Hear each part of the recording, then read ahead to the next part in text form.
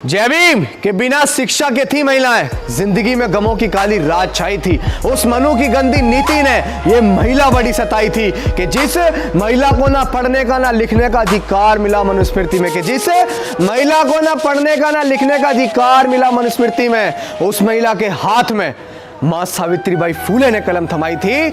मां सावित्रीबाई फूले ने कलम थमाई थी। जी हाँ साथियों, आज 3 जनवरी, आज ही के दिन सन 1831 में नए गांव जो पहले ब्रिटिश हुकूमत में आता था, आज वो सतारा महाराष्ट्र में है। वहां महिलाओं की आइडल, महिलाओं की आदर्श यथा त्याग, समर्पण, बलिदान की प्रतिमूर्ति, त्याग की देवी मां सावित्रीबाई फूले का जन्म हुआ साथियों। मां सावित्रीबाई फूले जो राष्ट्रपिता ज्योतिबा फूले की जीवन संगिनी थी, जिन्हें राष्ट्रपिता ज्योतिबा फूले ने शिक्षा दी और वो भारत देश की प्रथम महिला शिक्षिका बनी, जिन्होंने महिलाओं को पढ़ाने के लिए, बच्चियों को पढ़ाने के लिए इतना त्याग, इतना समर्पण दिया।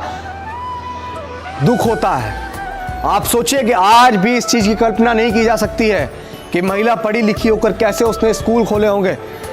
जिस समय महिलाओं को पढ़ने लिखने और सबके समान बैठने पर सामाजिक पाबंदी थी, भारत के अंदर एक ऐसा विधान लागू था जिसमें महिलाओं को सबके समान अधिकार नहीं थे। मां सावित्रीबाई फूले जब बच्चों को पढ़ने के बाद बच्चियों को पढ़ाने जाया करती तो एक साड़ी पहनकर एक साड़ी बैग में रख कर ले जाया करती थी। क्यों ऐसा करती थी? क्योंकि जब वो पढ़ाने जाया करती थी तो जो मनु को मानने वाले लोग थे, जो उस विधान को मानने लोग थे, जो महिलाओं को पशुओं से नीच समझते थे, पैर की जूती समझते थे, वो मां सावित्रीबाई फूले पर कीचड़ फेंकते थे। वो मां सावित्रीबाई फूले पर पत्थर फेंकते थे, उनके ऊपर गोबर मारते थे, उन्हें गालियां बकते थे, उन्हें कहते थे कि तू इतनी पहली जो व्यवस्था चली आ रही उसको बदलने का काम कर रही है, तू गुनाह कर रही है। उनकी साड़ी जब सन जाया करती तो जब वो पढ़ाने पहुंचा करती थी तो वहां उस साड़ी को उतार कर दूसरी साड़ी पहना करती थी। वो ज्योतिबा फूले के पास जाकर उनके गले लिपट कर रोया करती थी कि क्यों हमारे साथ इस तरह के भेदभाव किए जाते हैं। इसी कारण उन्हें घर से भी निकाल दिया गया। जहां वो रहते थे उन्हें घर से निकाल दिया गया दोनों को, और उनको साथ दिया मां फातिमा शेख ने और उनके भाई,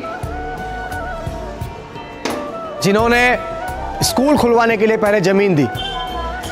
जब जाके 3 जनवरी 1848 को उन्होंने पुणे में महिलाओं के लिए सबसे पहले स्कूल खुलवाया। और 1 वर्ष के अंदर, सबसे बड़ी उपलब्धि कि 1 वर्ष के अंदर उन्होंने लगभग 4 से 5 विद्यालय खोले जो महिलाओं की उन्नति के लिए थे, उन्हें पढ़ाने के लिए थे। आप कल्पना नहीं कर सकते कि एक महिला के तौर पे प्रिंसिपल बन के स्कूल को चलाना, जिसकी कल्पना आज तक भी नहीं करी जा सकती है जब सामाजिक पाबंदी थी।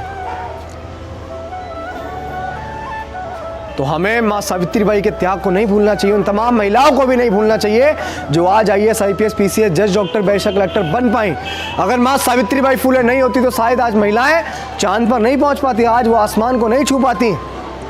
तो महिलाओं को मां सावित्रीबाई फूले के त्याग को नहीं भूलना चाहिए, वो दर्द, वो पीड़ा नहीं भूलनी चाहिए। तो आज उनकी जन्म जयंती पर उन्हें हमारा कोटि कोटि नमन। उनके संघर्ष, उनके त्याग हमारी यादों में हमेशा अमर रहेंगे।